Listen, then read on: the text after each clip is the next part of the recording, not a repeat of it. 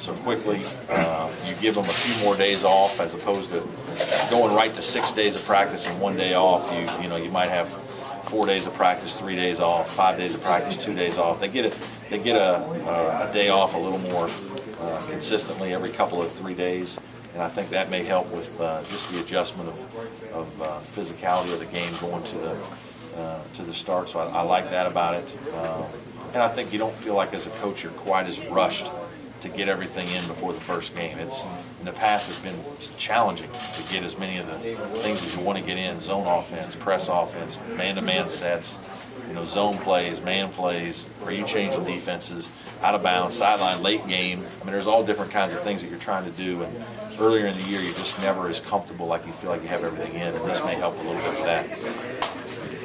Patrick going there, I'm sure that hurts, especially for the 3-point. Yeah, disappointing. Really feel bad for him. He certainly is a terrific 3-point shooter. It's what he does. I mean, he was 8 for 16 from 3 in Italy. He was a guy that we recruited to make threes, and that's exactly what he does. It doesn't take long when you come to a practice or go to a game to see to scout him. These things happen. It's happened a little regularly for us here now, so we're a little disappointed by it as you would expect. But the one thing that's good, if there's a silver lining, is that we do have more depth this year in the backcourt. And if there was going to be an injury, the backcourt is where we would want it from the standpoint of getting some other guys back. And the other guys that did play last year have a little more experience, so I feel like we do have more depth in the backcourt, and can hopefully overcome this. But I feel bad for Patrick.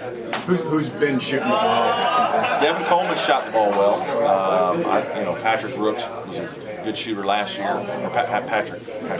Jordan Roper, was a good shooter last year, and I think will consistently shoot the ball well. KJ's much improved shooter.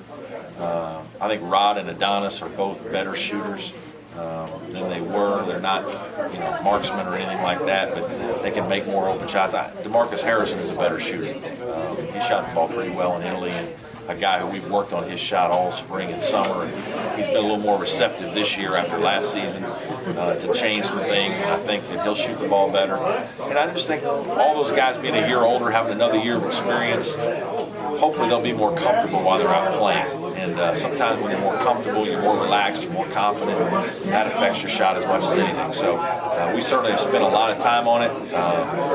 In our spring workouts, heading into Italy, I bet 2 out of every 3 workouts were all shooting. And we charted it, we statted it, we spent a lot of time on it because we know that that was a major problem with that last year's team. And you can run good offense, get a guy a shot. If he doesn't make it, everything looks terrible. You can run bad offense, guy throws in a shot, guy makes a tough shot, everything looks great. And we just did not shoot the ball well, and it was a problem we couldn't overcome. So it's an issue that we're really working on, and I think our guys understand that and have improved a lot.